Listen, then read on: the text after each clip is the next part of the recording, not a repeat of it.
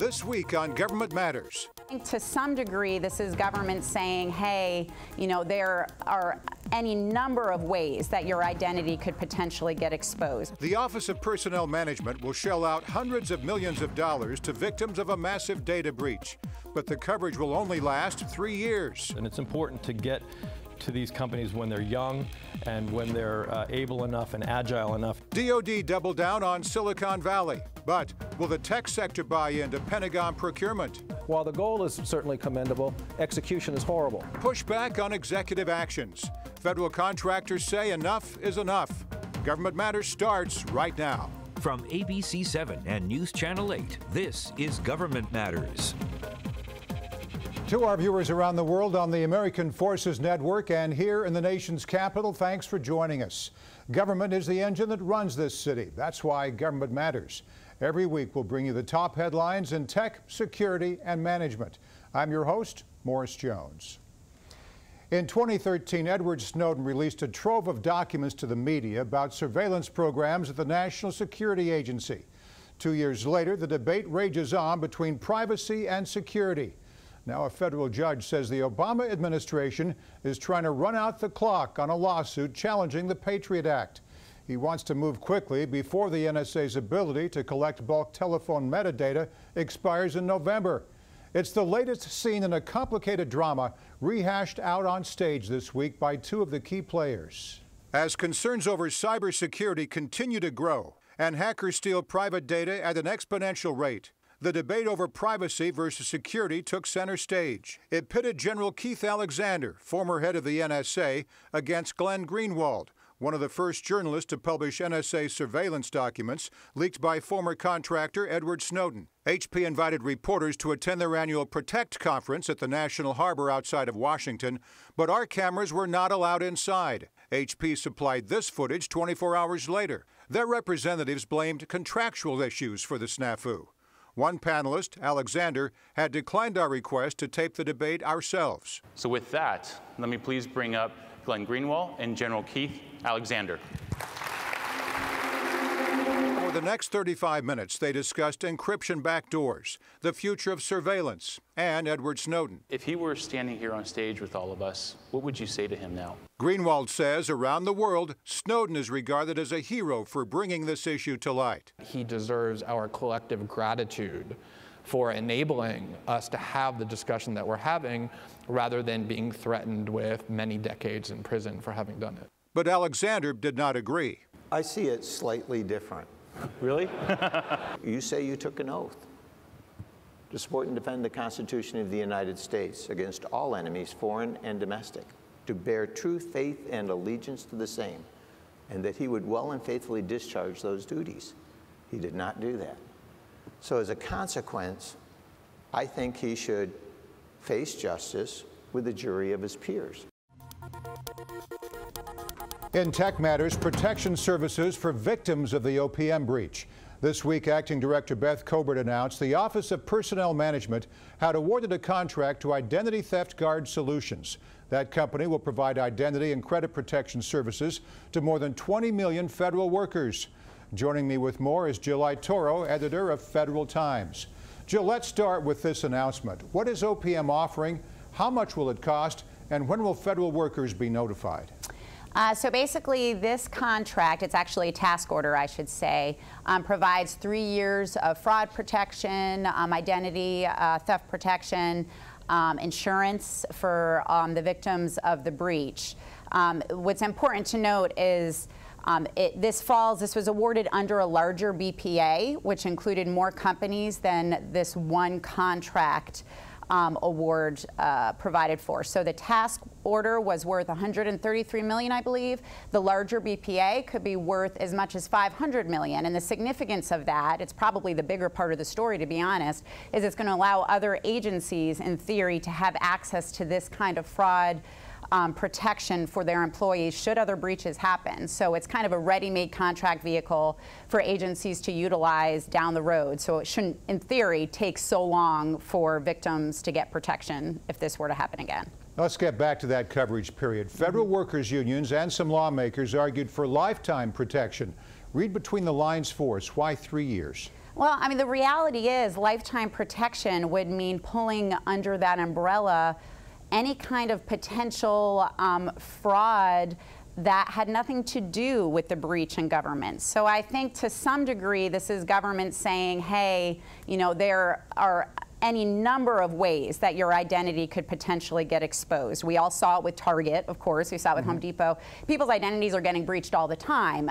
So to provide lifetime coverage would mean providing coverage for all those other incidences that, that employees could potentially find themselves in. And the other important note to keep in mind is, generally speaking, the OPM breach, most people believe, happened from China, from basically an enemy country that it's trying to access government systems. Security experts don't generally believe that what they are after is identity. They're not going to be going and trying to open credit cards in federal employees' names. That's generally not what they're trying to do here. So the risk is there, and government, you know, is trying to appease workers that are making a demand because of those risks, which is completely legitimate. But in terms of whether or not they're probably going to have their identity stolen, most think that's not what these hackers were after. Now, Jill, you're also following another blanket purchase agreement. 18F just released the first set of contracts on its Agile Development BPA. Now, there's a lot of buzz around this. What's the big deal? You know, this has the potential to create a new way of buying technology for federal agencies, software most notably.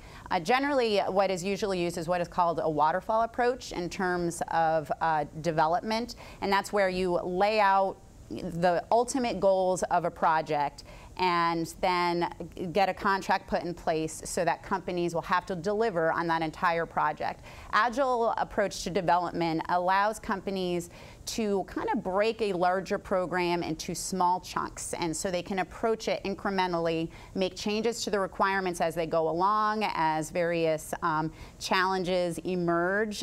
So it confines them a little less into a particular approach. The goal of this is to provide all agencies access to this way of developing IT, and it has the potential to, we hope, lead to fewer problems, fewer healthcare.gov situations where this gigantic project just got too large to even manage. So the hope is that it'll improve procurement, it'll improve IT projects over the long term, and provide access, easy access to these types of developers to all the agencies in federal government. Before you go, let's talk about your new job. You bring a lot of experience to Federal Times. How will you shape their coverage of the federal IT marketplace? Well, you know, Federal Times has really started to emphasize IT a lot in terms of our coverage, even before I came on board, because really that's kind of at the base of everything that government is doing right now. As you know, Morris, a lot of my background was focusing on procurement, IT contracting, that area of federal management, and the reality is that as innovative as federal government is, a lot of the innovation is happening in private sector through their contractors. It's just the reality. So a lot of what my hope is to expand our coverage to include more about how government is partnering with industry to improve how they implement technology, how they roll out projects, how they establish these types of BPAs and procurements. So we'll see a little bit more in terms of how government is partnering with the contractors and with industry to be more innovative. That's my hope. That's my goal. Good luck to you. Jill Aitoro, editor of Federal Times. Thanks, Jill. Thank you. We'll turn from tech to security straight ahead on Government Matters. Defense Secretary Ash Carter wants more Silicon Valley and Pentagon procurement. What will it take to get them on board? A private sector pro joins me next.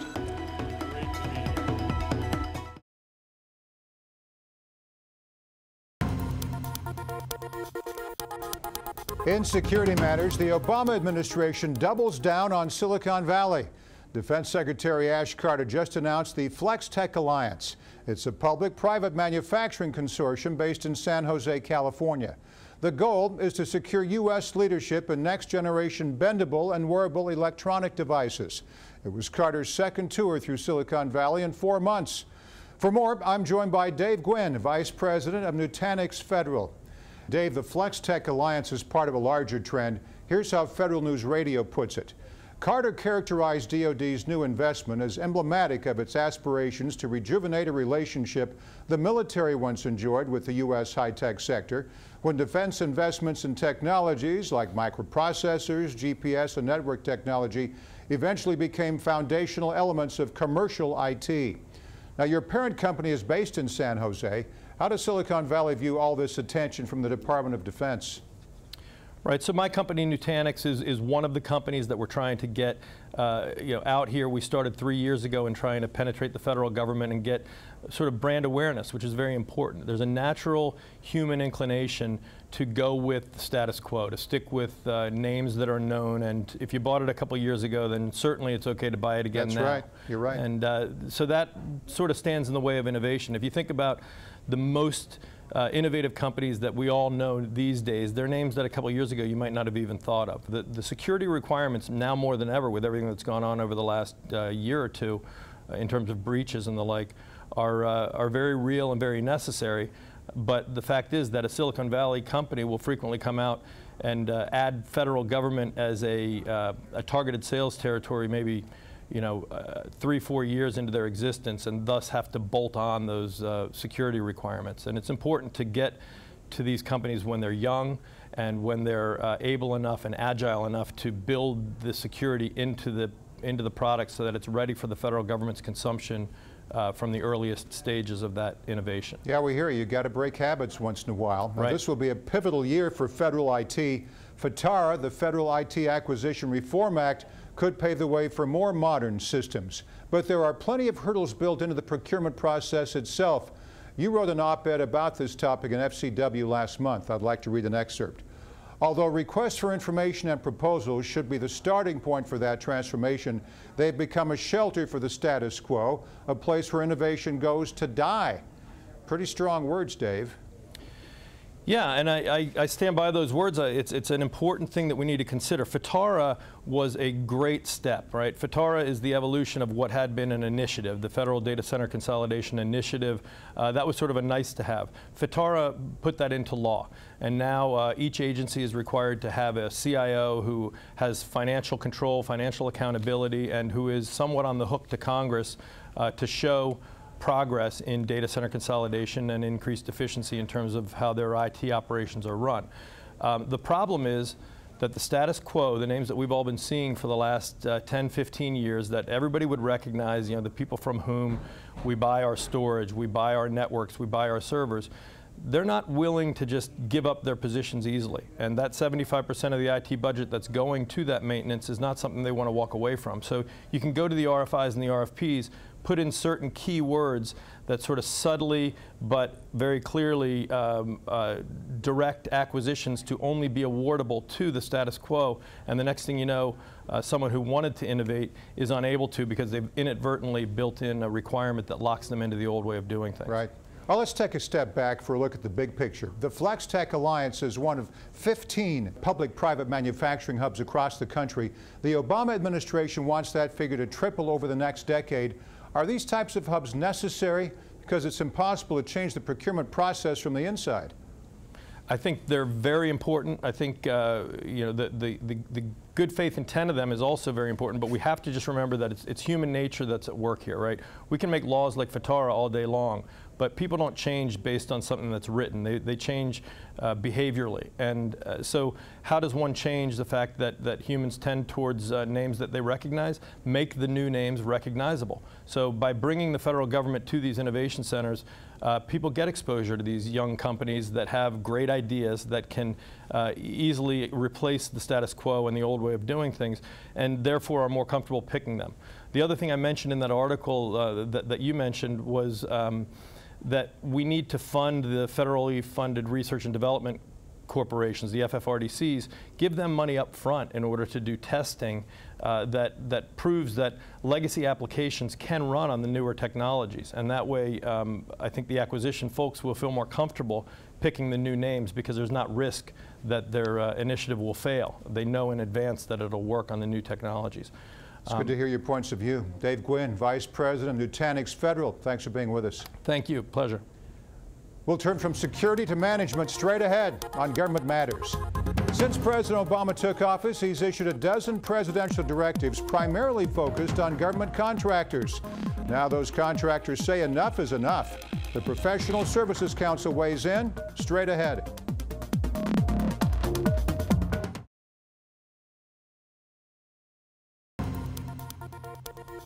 In management matters, pushback on executive actions. Four top federal contracting trade associations say enough is enough. They want relief from executive orders that create deeper divisions between the commercial and government marketplaces.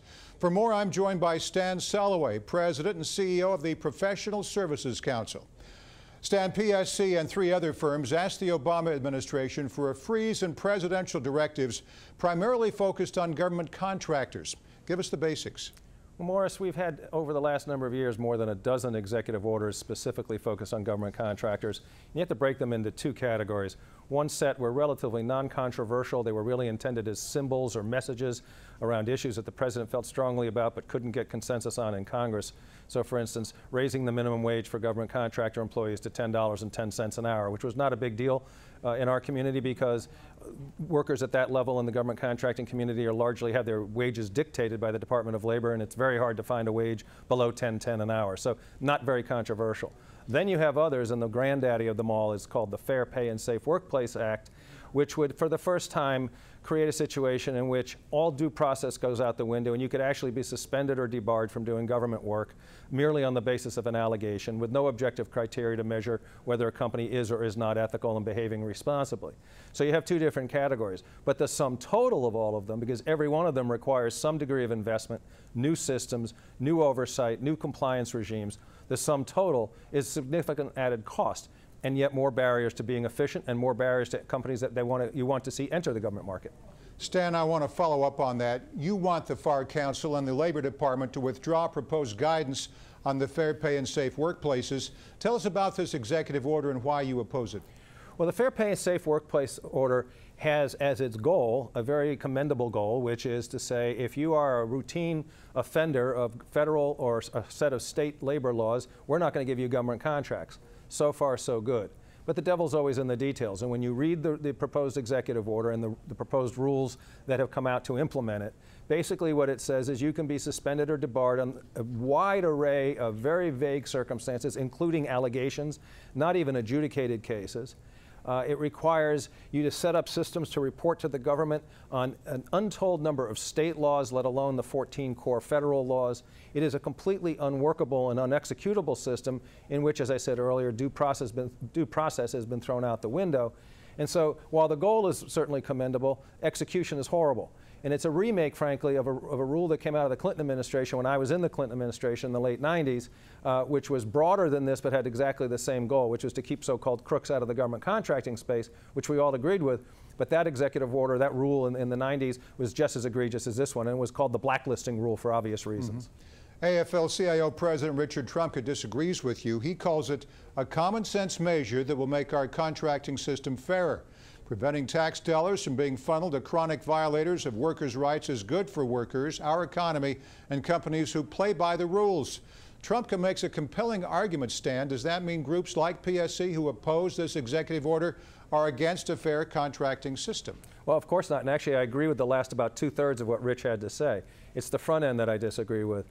Absolutely correct that an ethical marketplace is better for the economy, it's better for the workforce, and so forth. The problem is not the intent of the rule. The problem is the way it is constructed.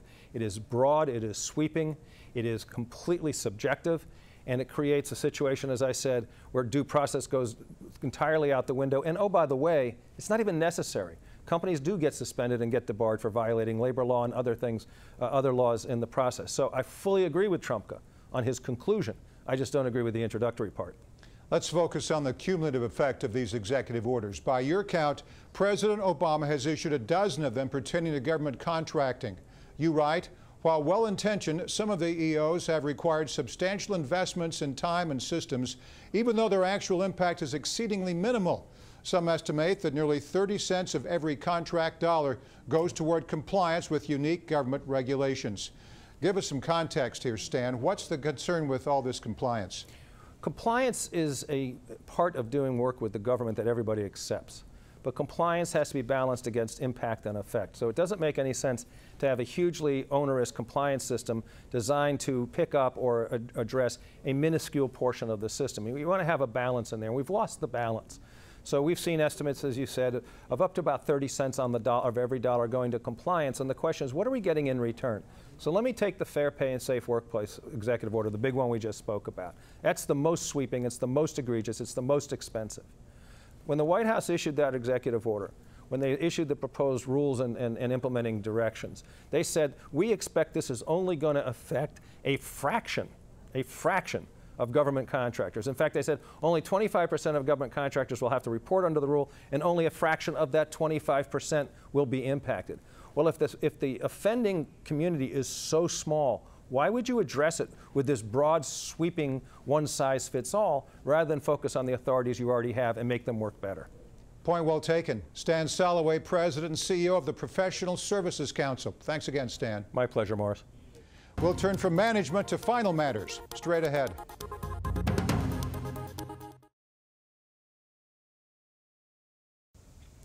Later this month, Pope Francis will visit the United States with stops in New York, Philadelphia, and Washington, D.C. The trip includes 3 days in the nation's capital. The Pope arrives on Tuesday, September 22nd, but he won't be alone. The papal entourage will swell D.C.'s ranks by tens of thousands of people, causing major headaches for the daily commute. The Office of Personnel Management had a message for federal workers this week: telework or take time off. Acting Director Beth Cobert says government will be open, but it might be more efficient to run things from home. And that's the latest from Washington. Thanks for being with us. I'm Morris Jones. We know your week is filled with other matters. Save this half hour for us.